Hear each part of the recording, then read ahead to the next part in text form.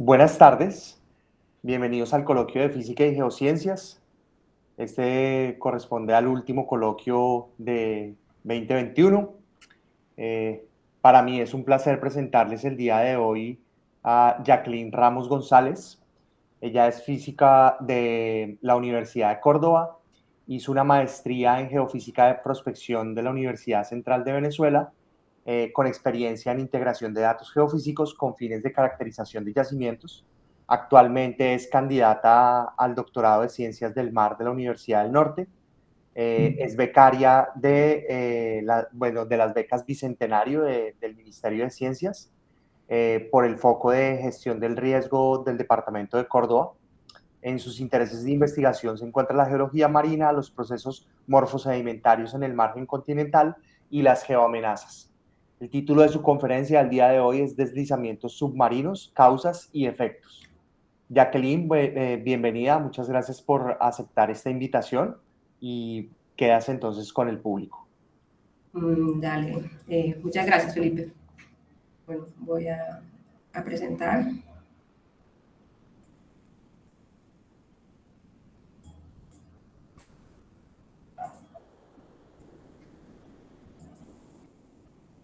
¿Me confirman si se está viendo, por favor? Sí, perfecto. Bueno, dale. Bueno, muy buenas tardes a todos. Primero que todo, quiero agradecerles por estar aquí acompañándome en esta charla. Voy a hablar hoy acerca de los deslizamientos submarinos, causas y efectos. Básicamente, pues voy a abordar esta temática debido a que es mi área de investigación dentro de mi proceso de formación doctoral.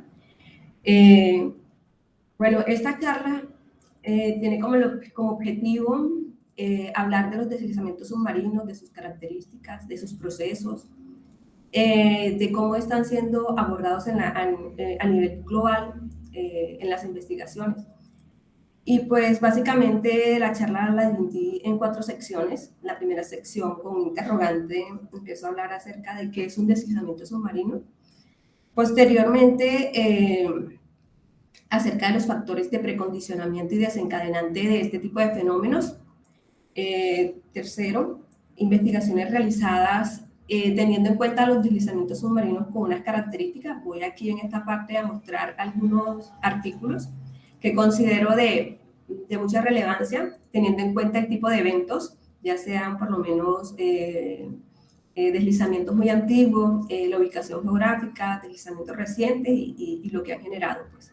Y finalmente les voy a presentar pues unas interpretaciones que se han hecho en mi investigación, pues en el trabajo que estoy haciendo de mi formación doctoral. Bueno, para entrar un poco en contexto, voy a empezar con el interrogante, ¿qué es un deslizamiento submarino? Bueno, básicamente, si nosotros le hacemos esta pregunta a una persona que no es del área de las geociencias, yo creería que fácilmente se va a ubicar de manera conceptual y va a visualizar, bueno, deslizamiento, eso es que normalmente esa persona o cualquier persona que vemos cuando vamos por la carretera, y pues como su apellido lo dice, pues submarino, pues ya le da como indicios de en qué lugar se pueden presentar, básicamente. Aquí tenemos una imagen que representa pues este tipo de eventos, pues las características, más que todo cómo se visualiza. Pero ya con una definición un poco más técnica, pues un deslizamiento submarino no sería más como un proceso geológico en el cual se experimenta el movimiento el movimiento o el traslado, por decirlo así, de sedimentos o rocas bajo la influencia de la gravedad a lo largo de una capa de baja resistencia. Bueno, para continuar con este interrogante, quiero hablar acerca de esos procesos gravitatorios subacuosos que se dan en ese ambiente submarino. Hablamos de 2 que existen, que son los procesos de transporte en masa y los flujos de sedimento. Estos procesos de transporte en masa son lo que llamamos deslizamientos submarinos, pero comúnmente utilizamos este término deslizamiento submarino. Yo lo considero que, bueno, lo utilizamos, que se utiliza dentro de la academia, porque creo que es un poquito más comercial, porque cuando usted le habla de pronto a una persona de deslizamiento submarino, le es mucho más fácil ubicarse espacialmente, visualmente, identificar de qué está hablando. En cambio, que si usted le habla a una persona que no es del área de geociencias, de deslizamiento submarino, como que sino de procesos de transporte en masa, va a demorar un poquito más en que llegue de manera correcta al concepto que es básicamente eso. Bueno, estos dos procesos gravitatorios, les coloco aquí una etiqueta tratando de decir, oiga, somos diferentes. Aunque estamos en el mismo tipo de ambiente y aunque somos controlados por esta señora que es la gravedad y que ella es la que determina cómo son ellos, o físicamente, por decirlo así, sus rasgos, pues son diferentes, sus características son diferentes. Para eso voy a utilizar la siguiente imagen. Bueno, en esta imagen tenemos un estado inicial del subsuelo. Aquí estas flechas me van a indicar la dirección del transporte de sedimento, el cambio de estado. La ubicación de cada uno de estos procesos no tiene nada que ver de cómo ocurren los procesos en el ambiente marino. O sea, esto es como una forma de esquematizar los eventos, no tiene nada que ver cómo sucede, no significa que en la realidad tenga que primero pasar un slide y luego llegar a esto, no. Entonces empezamos por el estado inicial del subsuelo. Aquí tenemos la representación del subsuelo como una capa de un estrato estable, sobre ella descansa un estrato inestable, es decir, que puede ceder a su resistencia en cualquier punto determinado. Entonces, resulta que a esta capa le aplicamos un esfuerzo determinado con una magnitud y una dirección específica. Y termina teniendo este comportamiento. O sea, un slide block en español se conoce como deslizamiento translacional. Básicamente, este deslizamiento translacional lo que tiene es que la masa se empieza a trasladar, pero vean, mantiene su coherencia de todo el sedimento. Específicamente la mantiene, o sea, perfectamente. Entonces lo que hace es trasladarse sobre una superficie plana. En cambio, cuando tenemos el SLAM, vemos que hay algo diferente y se supone que se aplica el mismo esfuerzo, la misma cantidad, o sea, su misma magnitud y la misma dirección, pero resulta que ya hay algo diferente y es que no mantiene la coherencia de los sedimentos. Y bueno, ¿y eso por qué? Porque resulta que este ya se empieza a trasladar sobre una superficie que ya no es plana, sino sobre una superficie que es cóncava hacia arriba y empieza a experimentar un efecto de rotación, que es lo que permite o contribuye a que pase esto, ¿no? Tenemos por otro lado el debris flow. El debris flow no es más que pues se comporta como un flujo de sedimentos de diferentes tamaños, como lo vemos aquí, de diferentes puntos de tamaño, y mantiene pues esa deformación plástica. Y el tourbillon current básicamente son esas partículas allá en el fondo marino que intentan como equilibrarse y que están dominadas como por la turbidez del medio básicamente. Bueno, estos son unos tipos de deslizamientos los que tenemos aquí y estos deslizamientos básicamente los vemos que tienen un comportamiento en función del movimiento que experimenten. O sea, si tengo esta particularidad es porque él tuvo un movimiento determinado. Tengo esto cuando tiene un movimiento determinado y eso. Pero también ellos tienen unas características morfológicas, o sea que no solamente tienen características en función del movimiento que experimenten, sino que tienen unas características morfológicas. Entonces, imagínense que le hacemos una foto al deslizamiento y es esta que tenemos acá. Este es un deslizamiento particular. Entonces, ellos tienen unas partes, por decir, como decir, la cabeza, el tronco y los pies. Entonces, este dominio inicial, el dominio de cabecera, es esa parte donde inicia el deslizamiento, o sea, donde se desprende y se empieza a desprender la masa. Ese punto inicial es el que se llama dominio de cabecera. Luego, posteriormente, tenemos el dominio de traslación. A mí este dominio me encanta, el dominio de traslación. ¿Por qué? Porque resulta que empieza a desplazarse la masa y esa masa, que viene con una cantidad de energía, empieza como que todos esos sedimentos a buscar dónde acomodarse, a tratar de ocupar espacios. Entonces empieza a haber una variabilidad energética o de cantidad de energía que no estaba inicialmente allí. Y todos sabemos que cuando hay esas variaciones de energía en un sistema, pues pasan cosas muy interesantes. Entonces, por eso ese interés particular, pues, mío, de este dominio. Y el dominio distal frontal, que es la parte más alejada del dominio de cabecera, o sea, de donde se inició el deslizamiento. No es que sea un dominio que sea muy tranquilo, no, pero es un dominio el cual no puede ser comparado en cuestiones de caos y eso con respecto a este. sino que ahí se maneja una intensidad por todos estos sedimentos que quedaron aquí acumulados como una sumatoria de esfuerzos ahí que están como que trabajando sobre esta parte. Estos dominios tienen unas características, cada uno de ellos. O sea, cada uno de sus partes tiene unas características. Estas características se han podido determinar mediante estudios geofísicos y de afloramiento. Nos han permitido ayudarnos en eso. En el caso del dominio de cabecera, por lo menos cuando nosotros vemos la parte de la cabecera del deslizamiento, vamos a identificar bloques, crestas y lo mismo estas cicatrices. En mi caso, yo siempre busco para identificar dónde están los deslizamientos, las cicatrices. Pues particularmente me gusta identificar eso y ya después empezar a trabajar sobre el área del deslizamiento.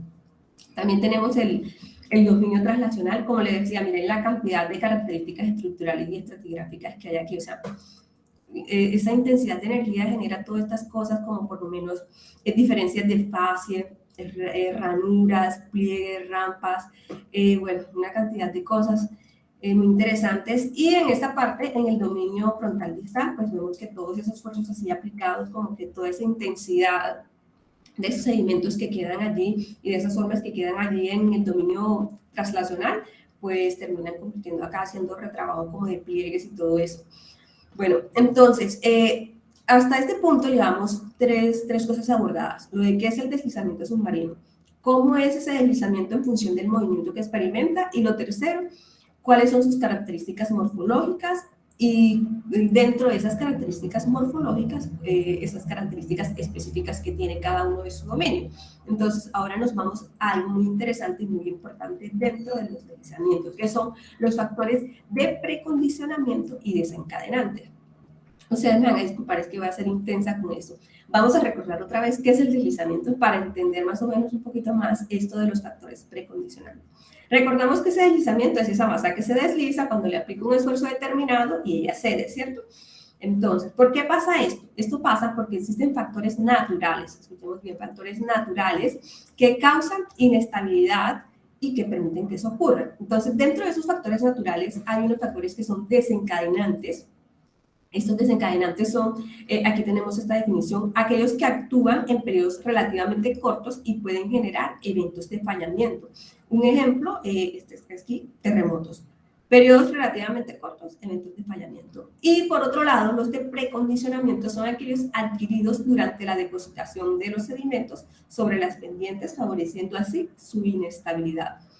Adquiridos durante la depositación, sedimentos, podemos hablar de acumulación de sedimentos, básicamente. Entonces, para tratar de entender cómo se dan estos factores, voy a empezar a explicárselos con esta tabla. Aquí en esta primera columna tenemos dos parámetros físicos, uno el esfuerzo, el otro reducción de resistencia, y los vamos a ver así.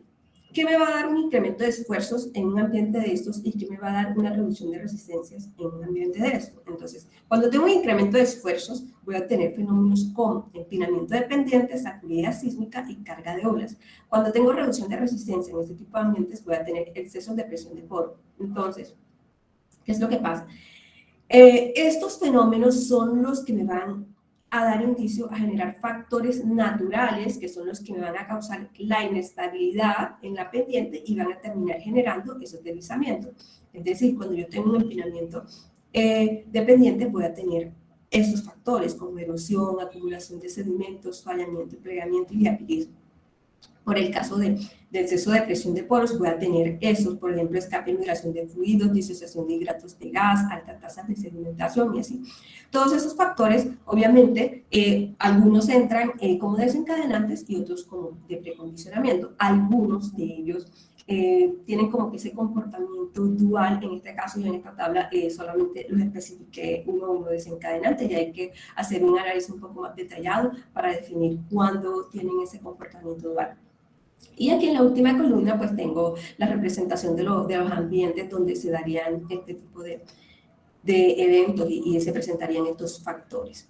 Bueno, ya teniendo toda esta parte un poco más clara, nos vamos acerca de comentarles y demostrarles las investigaciones o estudios realizados a partir de eventos de deslizamientos que de una u otra forma han generado o han causado eventos de interés para la investigación. Y el primer caso, voy a tomar la investigación del deslizamiento de Estorega. Este deslizamiento ocurrió en Costa Fuera de Noruega. Básicamente aquí tenemos la visualización de un mapa. Este es un deslizamiento muy importante, es un deslizamiento muy antiguo, de 2.200 años aproximadamente, con un volumen muy grande. Aquí tenemos la representación del polígono, más o menos para hacer una idea, es enorme, vean las dimensiones. Estos puntos azules me están indicando depósitos de tsunamis asociados a ese deslizamiento, y pues aquí tenemos los valores de RANAP de los depósitos de tsunami. Vean, tenemos olas hasta de aproximadamente 20 metros, y pues las más pequeñas serían de 3 metros. Entonces, por este lado, aquí lo que pasó, pues básicamente los investigadores concluyeron que lo que ocurrió fue que un terremoto generó, perdón, que este deslizamiento generó un tsunami que causó estas olas de este nivel. Bueno, por otro lado, tenemos algo más reciente. El 28 de septiembre de 2018 en Palume ocurrió un tsunami en Indonesia. Y este tsunami, pues, tengo este reporte, esta noticia aquí, pues, que pudo haberse generado por un deslizamiento, ¿no? Sugerían algunos estudios. Lo triste de este evento fue que, pues, bueno, muchos muertos, aproximadamente 2.000. ¿Y cuál fue la fuente? Pues lo que ocurrió fue un terremoto de 7.5. Entonces, ¿de dónde sale el deslizamiento? Entonces empezaban a cuestionar muchos investigadores, y no solo, y la comunidad también, porque cómo era posible que pues ocurrió un terremoto y esa magnitud no había sido considerada por el sistema de alerta temprana en Indonesia para decir que podía producirse un tsunami de esta magnitud, por lo menos. Entonces empezaron a revisar muchos datos como que para ver, bueno, qué es lo que está pasando, ¿no? Entonces aquí tenemos este mapa ubicado del trabajo de Hydraset en 2019, donde tenemos los diferentes eventos que han ocurrido aquí. Este fue el del 28 de septiembre del 2018, igual tenemos eventos que ocurrieron anteriormente, en el 68 de 7.4, en el 96 de 7.9 y por acá en 1927 de 6.3. Los recuadros verdes son mariógrafos ubicados donde se obtuvieron información para hacer un análisis de datos y pues empezar a comparar qué fue lo que pasó allí. Obviamente este es un área que es muy compleja, ¿no? Pues una cantidad de placas acá interactuando y todo lo que está en su entorno. Entonces uno puede de una vez cuestionar, bueno, aquí debió pasar algo más, ¿no? Bueno, aquí en este mariógrafo, en el de Lahad-Datu, realmente no se reportó una señal como que de interés, más que ruido. La perturbación, por decirlo así, del tsunami no hizo eco sobre este mariógrafo. Por otro lado, en Mamuju sí se encontró información de mucho interés, y eran que los tiempos de llegada de olas de este mariógrafo, en diferencia con este, eran una cosa, o sea, muy diferente. O sea, era una locura porque era como si estuviesen pasando dos cosas totalmente diferentes. Entonces ya allí se empiezan a plantear una hipótesis de que pudo haber sido, que ocurrió otro tipo de evento y hay otro tipo de fuente. Bueno, pues en este trabajo, y es cuando empiezan a considerar pues el tema de los deslizamientos submarinos, en este trabajo en el 2019 de Jacobson, ellos plantean y proponen una serie de deslizamientos, estos deslizamientos L que son mucho más representativos, mucho más grandes, y los deslizamientos S, y los empiezan a ubicar de esta forma, donde ellos los identificaron, pues.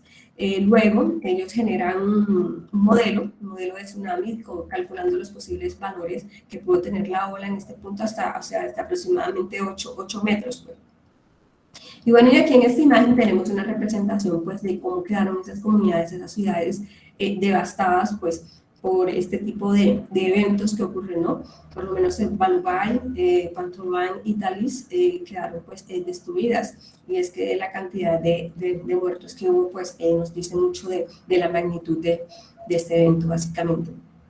Bueno, luego, por otro lado, nos vamos ahora y le damos oportunidad a los trabajos realizados en el Caribe colombiano. Y tengo un primer trabajo por acá, y es el trabajo de Leslie Mann. Es un trabajo más o menos publicado por el 2016.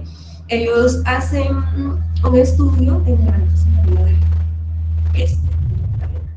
tenemos aquí. Ellos identifican a partir de sísmica 2D, lo que hacen es identificar y logran cartografiar estos depósitos de transporte de masa enormes.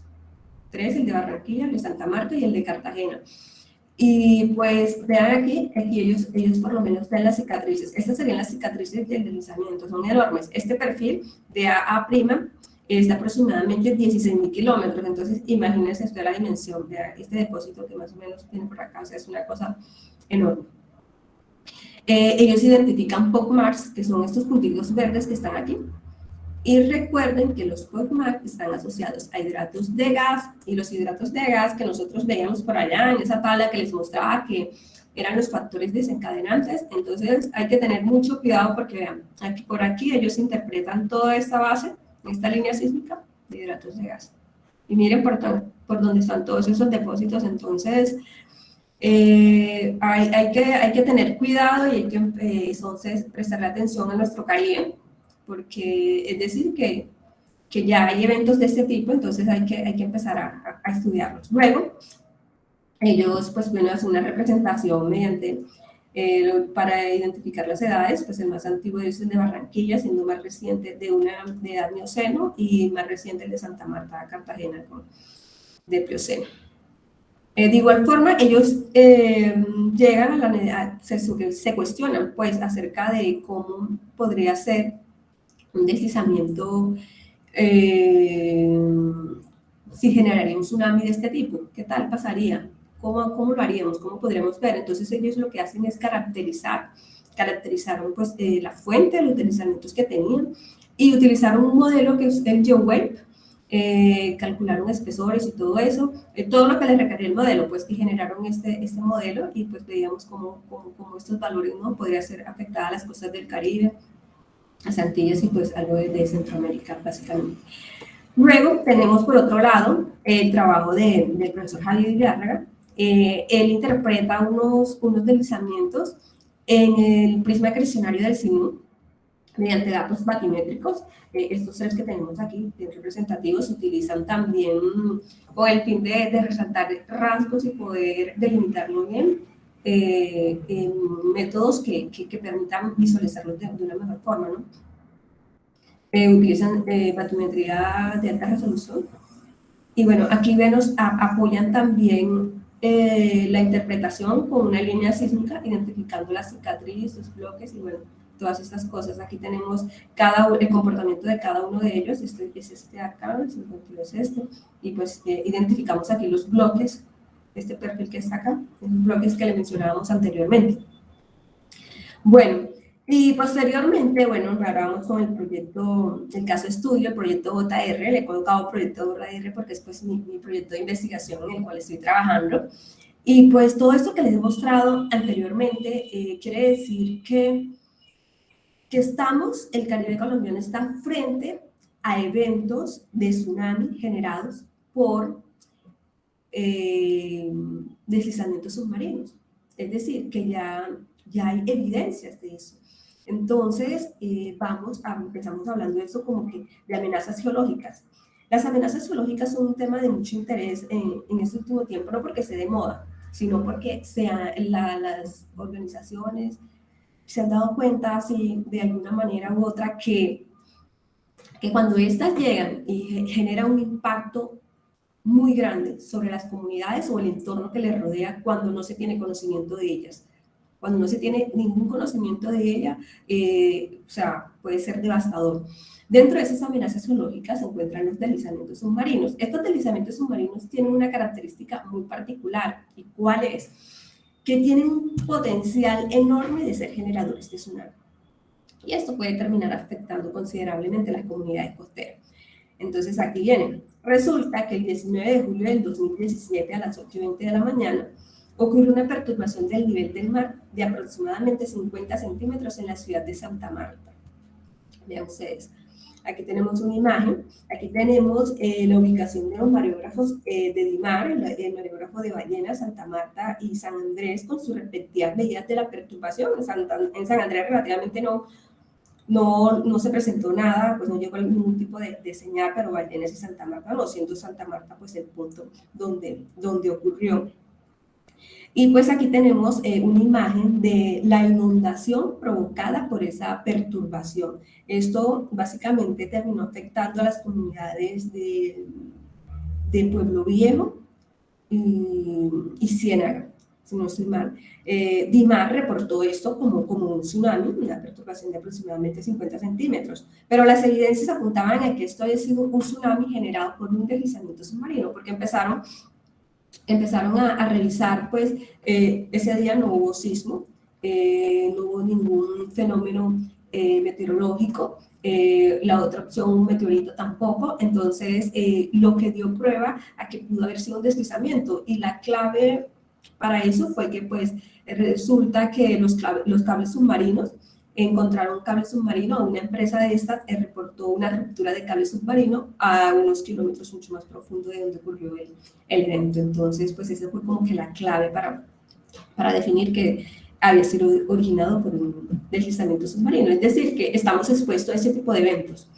Entonces, de allí surge este proyecto de investigación titulado Deslizamientos submarinos y sus potenciales impactos en la zona marino-costera del Caribe colombiano, que pues es mi proyecto de investigación, el cual estoy trabajando y el cual está siendo apoyado pues por la beca del Bicentenario, Foco Estratégico Gestión del Riesgo del Departamento de Córdoba. Entonces, bueno, dentro de este proyecto de investigación me propongo responder las siguientes preguntas de investigación, pues me hago esas preguntas de investigación, y es acerca de las características geométricas, morfológicas y cinemáticas de los deslizamientos submarinos, y también acerca de cómo es ese patrón de distribución espacial de esos deslizamientos allí en el sector suroccidental del Caribe colombiano, que es el área de Zulia. Luego, acerca de los principales factores precondicionantes y mecanismos generadores que se van a encontrar allí, en ese sector. Y pues la otra pregunta de investigación es acerca de los impactos en la zona marino-costera, en el margen continental frente al Caribe colombiano, de un evento de tsunami generado por deslizamiento submarino. Como hipótesis, nosotros nos hemos planteado pues, que la configuración morfológica y geológica del margen continental del Caribe suroccidental condiciona la ocurrencia de procesos de remoción en masa submarinos que representa eventos potencialmente peligrosos para las comunidades costeras, los ecosistemas y la infraestructura marino-costera. Entonces aquí hay algo bien interesante.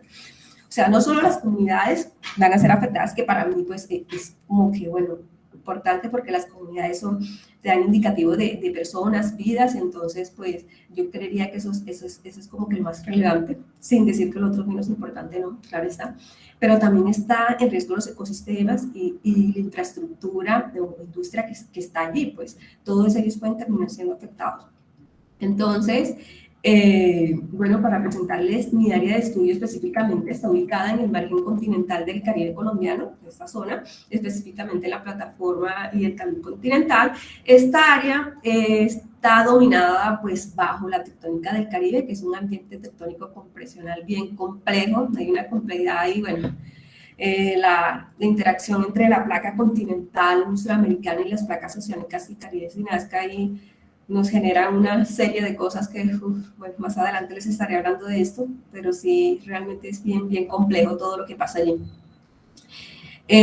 Para presentar materiales y métodos, entonces, inicialmente les quiero mostrar cuáles son los datos disponibles, o sea, disponibles que nosotros tenemos.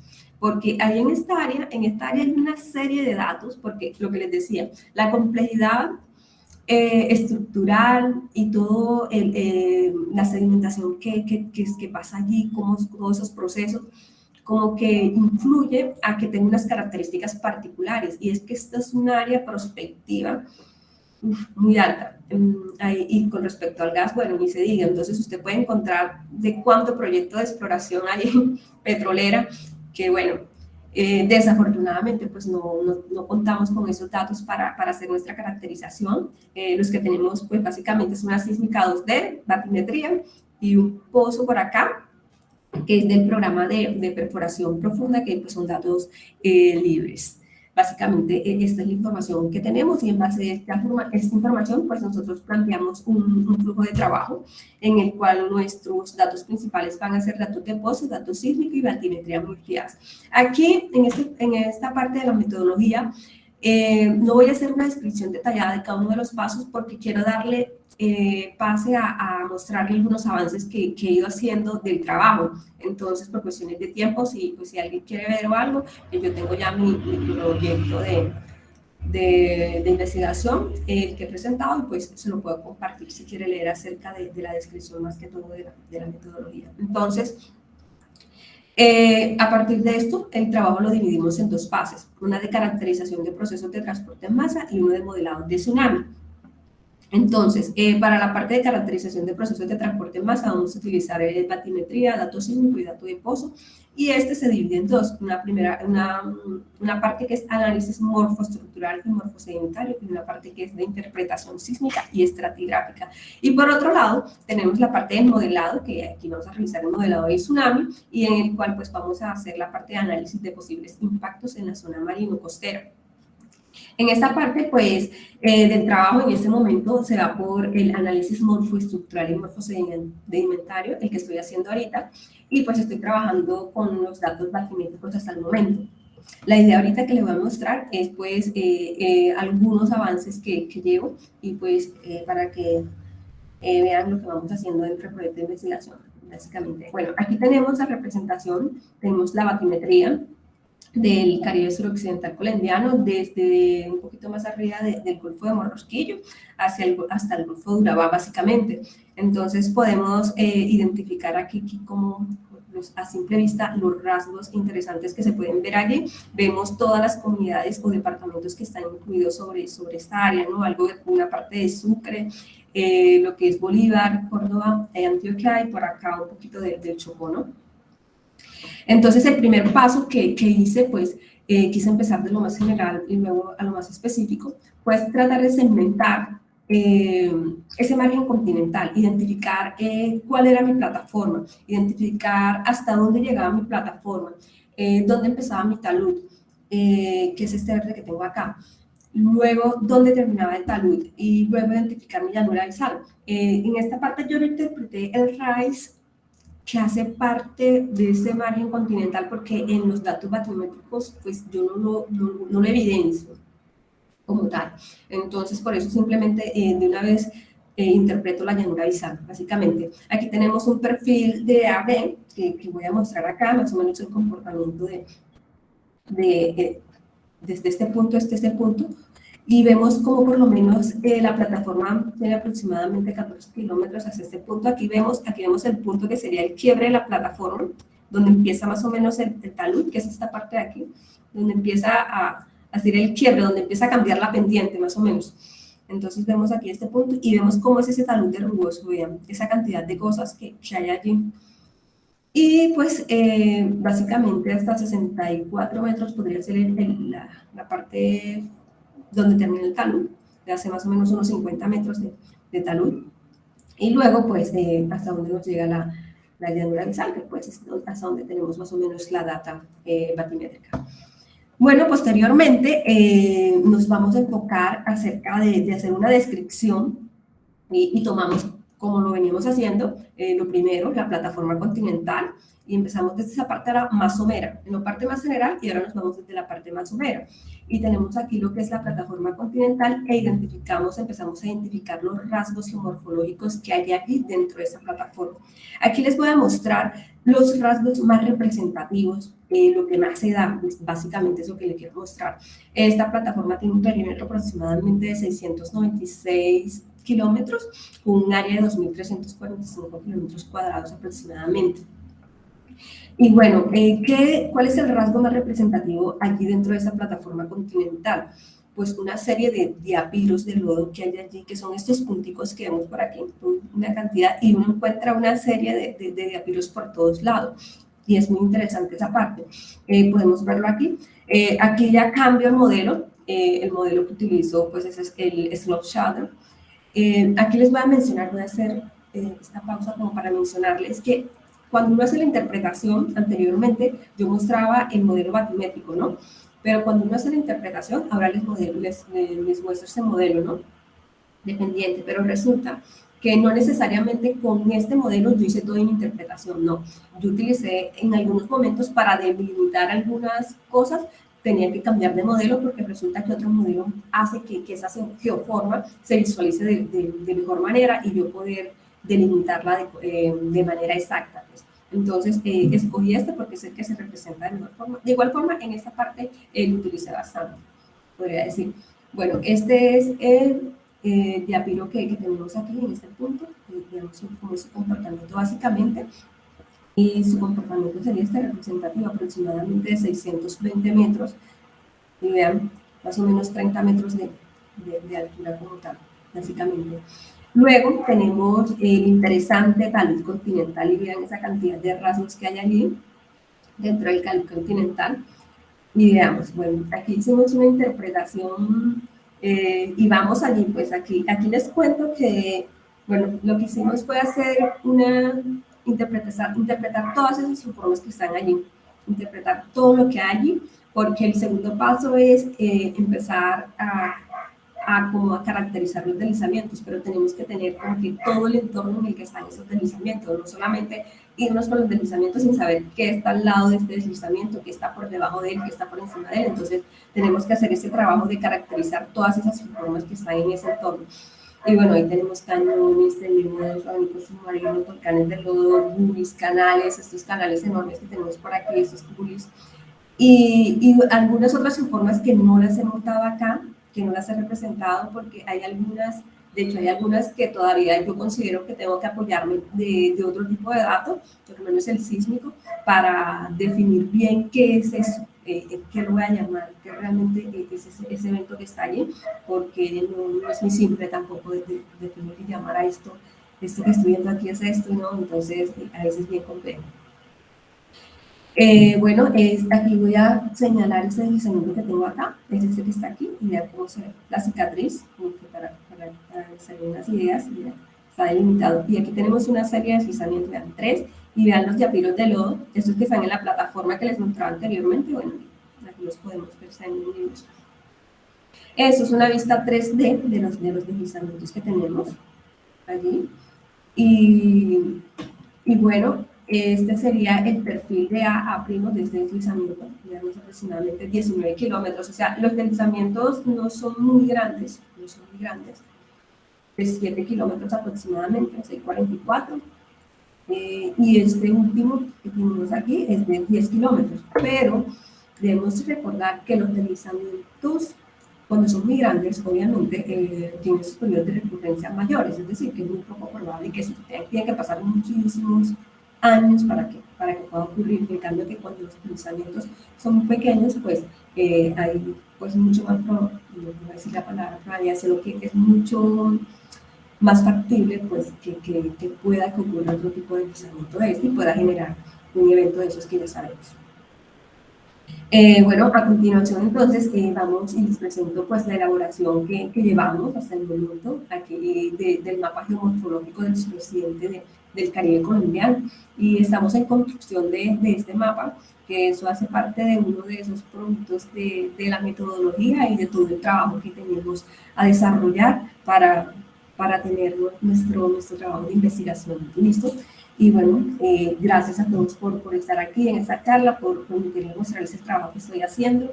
Y pues quiero terminar estas gracias con una imagen de la realidad de esos eventos que actualmente pues a veces como que muchas organizaciones como que no le prestan atención y pues veamos una perturbación tan pequeña entre lo que puede ocurrir y todo esto pues. Y quiero terminar con una frase que tengo en mi documento, y es que dice: tener un estudio detallado de las posibles amenazas de origen geológico presentes puede ayudar directamente a las autoridades a tomar acciones para el desarrollo de la gestión de riesgos con el fin de mitigarlos. Entonces, bueno, muchas gracias. Gracias a ti, Jacqueline. Podemos abrir el espacio entonces para preguntas. Creo que aquí en el chat hay unas ya. Okay.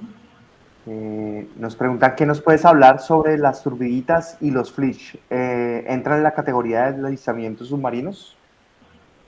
Las turbiditas y las flitch, no, yo mostraba acá lo que definía como deslizamientos submarinos, Entonces yo creería que las turbiditas ya hacen parte más del flujo de sedimentos.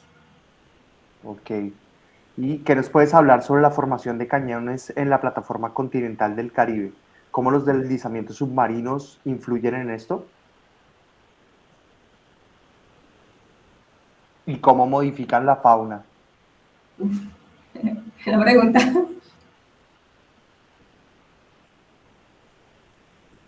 Bueno, me repites por favor la pregunta otra vez. Mira, formación de cañones en la plataforma continental del Caribe.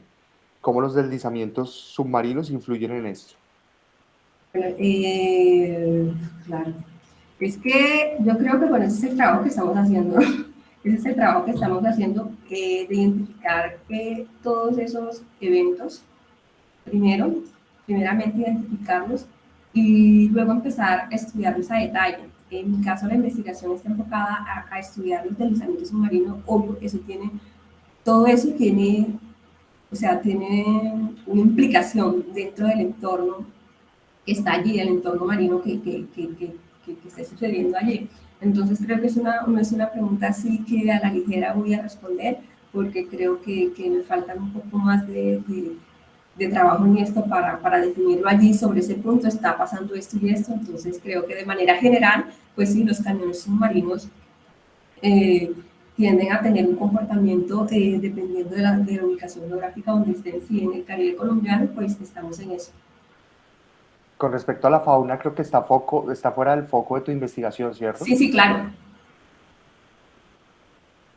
Aquí te felicita Manuel Díaz, que le parece muy buen trabajo. No sé si alguien quiere abrir su Gracias. micrófono para preguntar.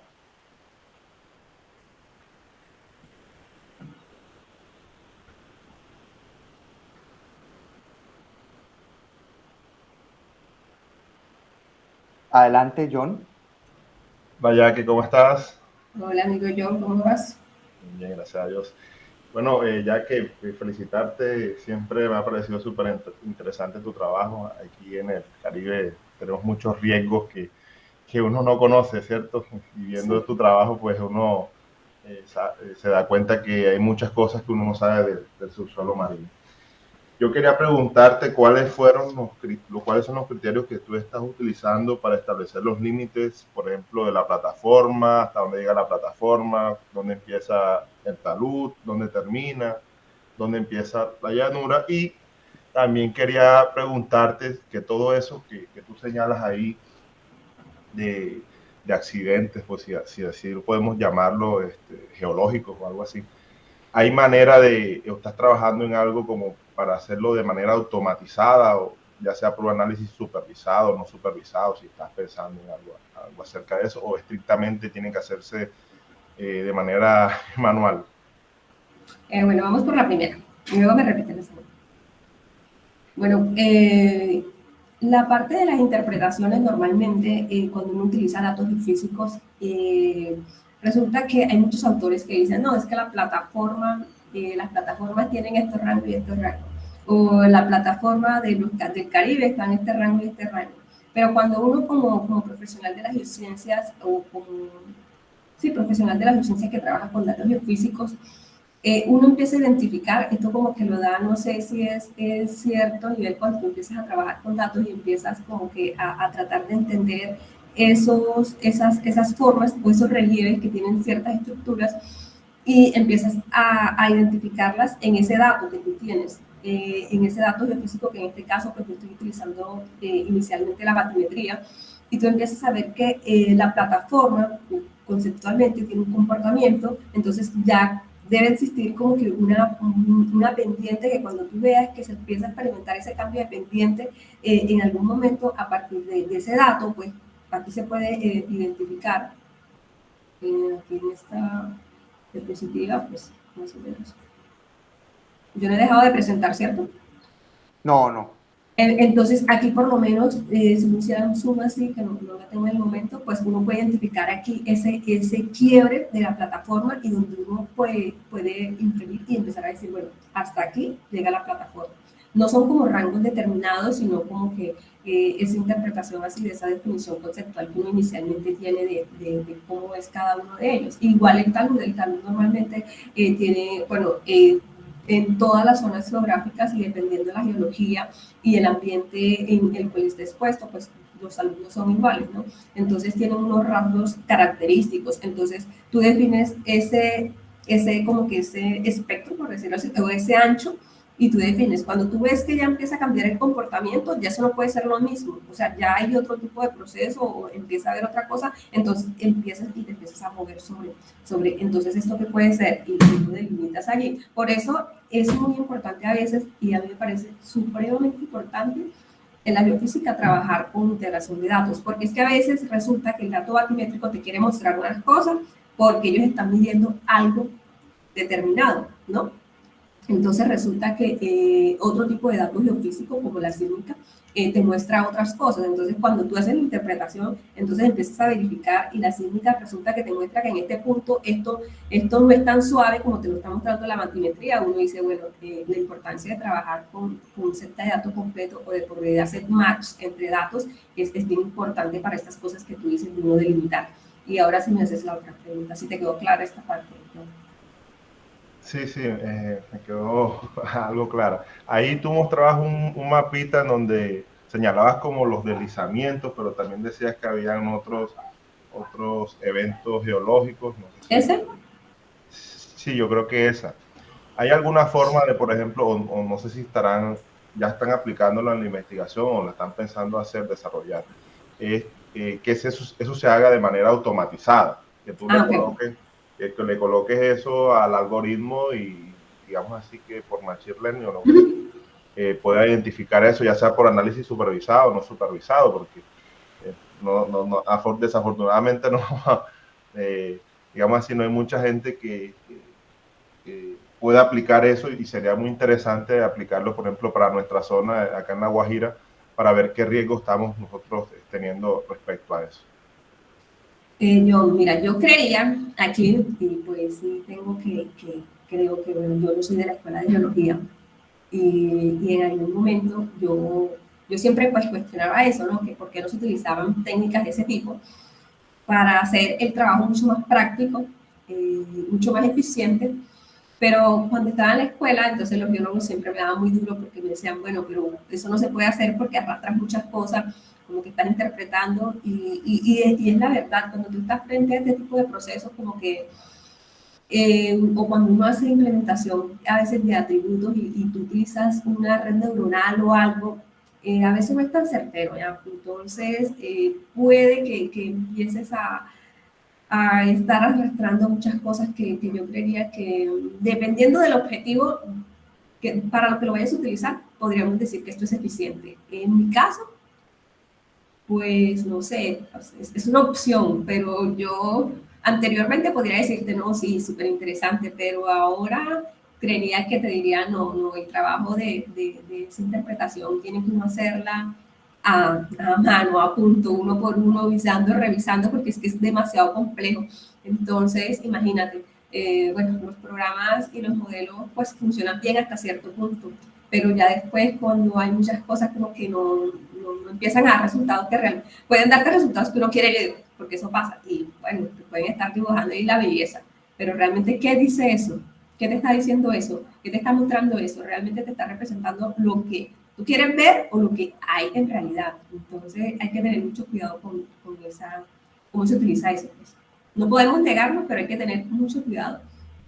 Sí, afortunadamente para nosotros los geólogos y para las nuevas generaciones, el trabajo en interpretación está apenas comenzando, entonces hay mucho que hacer aún. Sí, demasiado. Mira, preguntan si se puede detectar y localizar un riesgo eminente de deslizamiento submarino. ¿Se pueden evitar? ¿Se pueden Wow. ubicar los deslizamientos submarinos así como se localiza el epicentro o hipocentro de un terremoto? Esa pregunta es bien difícil, pero bueno, los deslizamientos submarinos tienen una particularidad. Yo creía que son un poco más peligrosos en ese sentido que, que lo que llaman ahí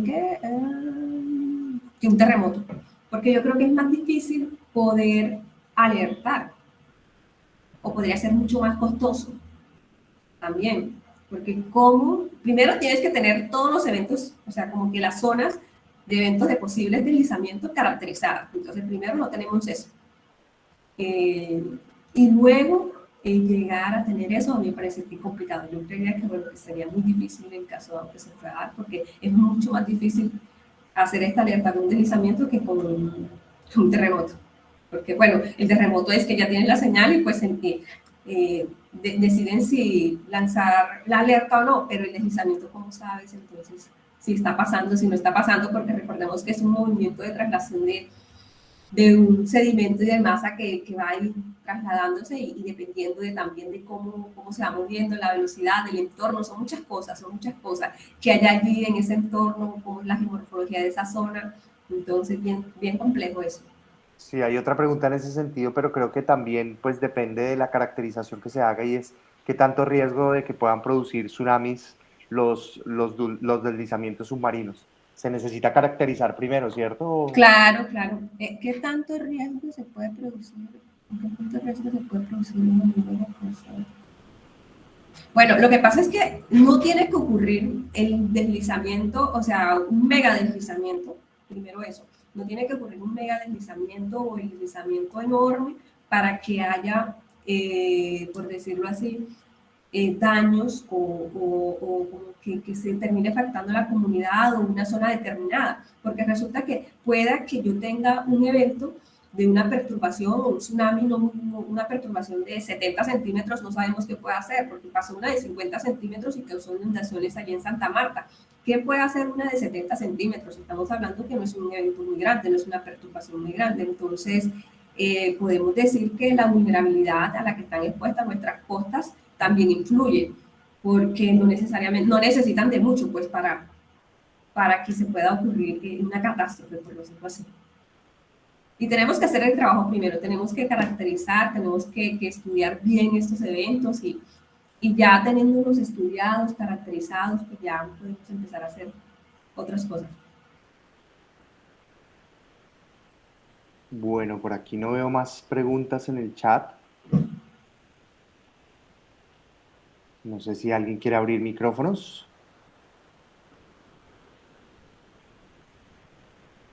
Por allí están mis tutores. Los saludo por aquí al profesor Javier Hidárraga y al profesor Luis Sotero. Creo que están por ahí. Sí, hola Jacqueline, muy bien, excelente. Aquí viendo tu presentación y tus avances, muy bien. Vamos bien, gracias, gracias. Gracias, profesor. Hola, profesor Javier.